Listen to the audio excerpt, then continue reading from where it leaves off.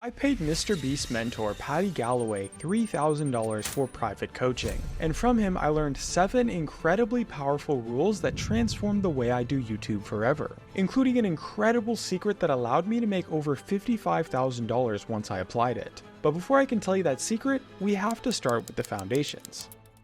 When I started consulting with Patty Galloway, he designed an entirely new philosophy for my approach to YouTube, and it was going to be a big risk to switch to, but I had to give it my best shot. Where instead of focusing on our content heavily or even on our titles and thumbnails, our main focus instead became on making the absolute best video ideas possible. And in order to approach this effectively, he had us start with a common strategy known as trendjacking, but with using a couple tricks that made it way more effective.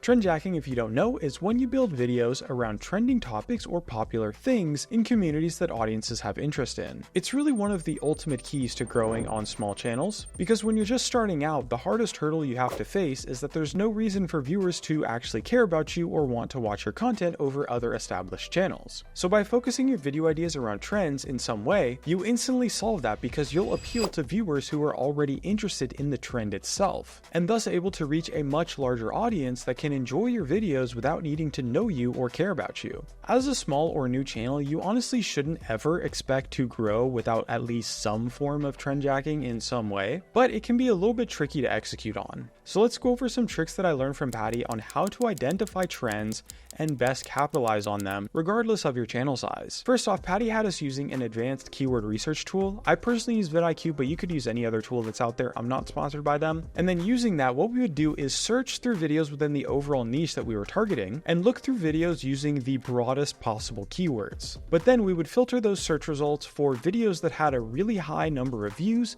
but were from channels with a very low number of subscribers. For example, you could search within your niche using just like the broadest keywords, and then filter for channels with less than 10,000 subscribers, but have videos that got more than 30 or around 50,000 views. And this is honestly so brilliant in my opinion, because if a video topic is able to blow up on a channel with very little subscribers, you know for a fact it's literally been proven that that is a video topic that people can be interested in without knowing or caring who the original creator is. And you also know that it's a topic that has a broad enough interest to still do well and get views in the first place. And especially these topics that blow up on smaller channels are almost always very undersaturated. Otherwise, they wouldn't be working on those small channels in the first place. And from there, especially if you're looking at the most recent videos, you can easily identify good trends or themes that you can work into your own topics or put your own twist on it to make unique video ideas about. And with YouTube success, with Patty, we really learned that the video idea itself is truly everything. If you are just doing something in your video that people have interest in, that they want to watch, it almost doesn't even matter if you have bad editing, subpar content, or even an amateur thumbnail that you put together in like 5 minutes. If what you actually do in your video is something that interests people, that alone can easily be enough to explode the success of your channel. And this is so obvious when you really look at it, because a really good video idea just has like this compounding effect on the rest of the parts of your video. A good idea will automatically make your video more interesting to click on, and people will automatically watch your video for a lot longer if they are more interested in what you're doing in it. However, making good video ideas is probably one of the hardest parts of the overall YouTube skill set to actually master. There's so many incredible video ideas out there that just would never work simply because they've already been done before. But that just again goes back to our strategy of trendjacking, because when you make videos about trends, quite often those trends are going to be new things that are just popping up or just recently gained a lot of popularity. So there's a huge opportunity to be able to make unique content since those topics haven't existed for very long at all. The key is that you just have to approach the trend with adding your own unique twist on it that would interest people. And once you have your trend identified using this method, with Patty's help, we also organized 4 main ways that you can formulate absolutely lethal video ideas. And just keep in mind that as we go through these, you still want to be designing your video ideas around a trend, or at least topics that will be able to interest new viewers that haven't seen your channel before. The first killer way for video ideas is known as the external process. This just means looking at video ideas and concepts that are performing well for your competitors, but then then adapt those ideas by adding some new element or some unique thing that makes them different. The idea here is to capitalize on proven concepts that have been shown to work well, but by adding your own unique twist to the concept, so that viewers have a reason to enjoy your video too over the others. Plus, this way you also aren't copying the original creators. However, it's important to make sure that the new version you do still works for your content style and makes a good video. And also be careful with taking inspiration from very old or oversaturated topics, as in a lot of cases those won't really have an audience anymore because the content just got stale. The second way for making good video ideas is the internal process. This is simply just looking at the best performing videos that you've made in the past and remaking new and improved versions of those past videos. And this works best if you add a new twist to it or do it as like a bigger and better version of the original concept. For example, if you had a really good performing video about guess the secret basketball player, a video about guess the NBA player would definitely do really well, since it's just taking the original well-performing idea and doing it at a better level. This is probably the simplest and most effective way to make banger video ideas, and if you maybe don't have any good performing videos from the past, you can always take those ideas from other channels in your niche and just make bigger and better versions of those too. Now, the third process for making video ideas is the trend process. While we talked about finding trends using keywords earlier on in this video, this is more about approaching things from a broader scope. Instead of looking just within your niche using keywords, you want to look at overperforming videos of ideas that are adjacent to your niche or even completely outside of what you're creating, but then adapt those concepts to a version that makes sense and actually fits your content style. I abuse this all the time on my gaming channels especially. We simply have a channel that's maybe about a specific game, and then we look at channels in other games, see what ideas are really fun and performed really well for them, and then just take those ideas and do it for our specific game instead. And this allows us to be the only people making those topics for our specific niche, while still making great ideas from proven concepts that also don't copy the original creator. And this definitely works for niches other than gaming too. And I'm going to get into our fourth process for creating video ideas, but real quick, if you want help growing your YouTube channel, right now every day I'm hosting a 0 to 10,000 subscribers in 45 days free bootcamp, and in there we cover a lot more advanced strategies that go much further in depth than what I would be able to cover in a normal YouTube video. Again, it's literally just free. You can sign up at the link in the description and check it out. Anyways, the fourth and probably hardest process for video ideas is simply just creating new ideas completely from scratch. This is really difficult, and I wouldn't really recommend this for beginners because you probably don't have the experience to know what would make a good video idea or not. But for me at least, the way I learned how to do this was by just working at it super hardcore and spending a lot of time on it. Usually at least an hour a day creatively brainstorming, writing down every possible idea or concept that came to my mind, and especially researching and becoming a true expert deep within your niche, and deeply involved within the community so that you can understand at a high level what viewers might find entertaining. And then come up with those things that you think would be interesting or fun to watch and work backwards from there to make them into marketable video ideas. One other trick to help with this that I also learned from MrBeast is to get a giant dictionary like this one that has a ton of pictures in it, and then you can literally just look through the dictionary and look at the pictures and then just find inspiration from all the different objects for ways that you could make them into a really fun video. So now when you've got some killer video ideas, Patty shared with us a few extremely powerful strategies that increased our average view durations by about 20%. And just like with your video, it starts at the beginning, the intros.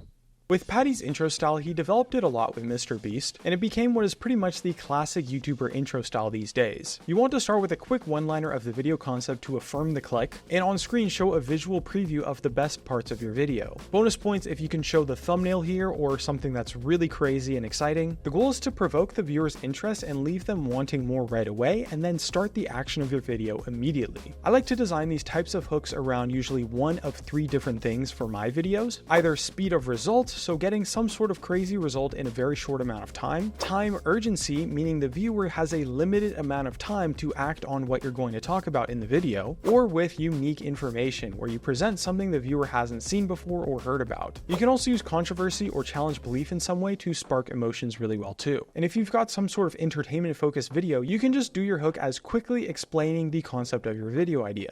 And after your intro, which should be about 10 to 15 seconds max, it's really important to start the video immediately immediately with some action or big exciting moment or just some piece of content straight away. Because what you need to know is that you haven't actually hooked a viewer to watch the rest of your video until they've made it about past the 2-minute mark. So beyond just your intro, really the first 120 seconds of your video need to all be designed to hook people and engage them as much as possible. And then later on in the video, you can get much deeper into the details, kind of like how I'm doing right now. Because the thing is that story doesn't really hook people that well, but it does get people watching to the end of the video once they're invested. So instead, you just want to really quickly establish the concept and then start with some really exciting moments or action, and then introduce the elements of the story as they become relevant to the viewer. Like, imagine if MrBeast started one of his videos of like, hey guys, today I've got 100 people and they're competing for $100,000, and every 5 minutes they have to face a challenge, and the challenge is that they're going to have to eat this like pond water or some other really nasty food, but every hour me and Carl are going to change the foods for cheeseburgers, but they don't really know about it, so they have to decide if they want to split or steal the burgers, but if they split the burgers they get like a bonus prize, and also at the end there's going to be one more challenge that makes the rest of the video entirely pointless because we're giving away 2 Lamborghinis to the first contestants who drink the pond water. And also make sure you like and subscribe to see the nastiest thing that someone's going to do by the end of the video. I'm just sat here thinking like, good God, get to the damn content, stop yapping. And I mean, jokes aside, but actually most people on YouTube are kind of designing their intros like this. Whereas if you actually look at what MrBeast is doing in his intros, he'll do maybe like one actual sentence. This is the most insane laser obstacle ever created. And the rest of the context for his challenges and plot twists and story elements are explained later on when they actually happen in the story. And this both hooks people way better at the start of the video and also makes the story way easier to follow too, since you don't actually have to remember anything as a viewer. It just gets explained as it's happening rather than all at once at the beginning of the video. And so next, we worked with Patty a ton on improving our storytelling. While a good story might not hook people at the start of the video, it's what gets people invested and watching until the end. So the combo of a strong hook with an exciting first 2 minutes or so, plus a great story, is really all you need to make amazing content and have incredible average view durations. There are plenty of different methods, but there's really one popular structure that works insanely well for stories on YouTube. And the idea is to design your entire story around some sort of ending climax in some way, usually involving some sort of stakes or payoff for the characters that take place, and then just using that climax to keep re-engaging and re-hooking people throughout the entire video. I'm just going to keep using the MrBeast examples. He'll usually have like some sort of thing that people are doing in his video where the thing that is happening results in some kind of outcome at the very end. Either there's like a big prize or like some sort of really funny punishment or satisfying outcome, and just having something really interesting or satisfying at the end of the video that he's going to constantly build up to. And for your videos, it's not like it has to be something that's on the scale of MrBeast either. Anything that really just sparks emotion or some sort of relatable or interesting outcome or climax in some way can all be used to set up your story. Because hey, we're not MrBeast here, we don't have that type of money, and in my opinion, prizes as your climax on YouTube have really kind of been ruined by all the 5- and 6-figure prize videos. So unless your prize is something really unique and interesting or just really expensive, instead what I like to do is design the climax around some sort of punishment for the loser that takes place in the story, rather than prizes for winners, since punishments or forfeits, whatever you want to call it, are generally free to do, simple to figure out, and oftentimes downright hilarious. Anyways, what MrBeast does is he'll then use that ending climax to give purpose to the main story of the whole video. And he uses this ending climax to not just build the story of the entire video, but also the story of the individual characters as well. And doing this, he gets the viewers emotionally invested in each different character based on what they can relate to. And he's always trying to make the characters as relatable as possible. Like, oh, maybe someone wants a certain prize and hey, you want that prize too. Or maybe you have the same situation as them, or you're facing the same struggles. Or maybe you also have kids and you want to help your family too. And then once the climax happens,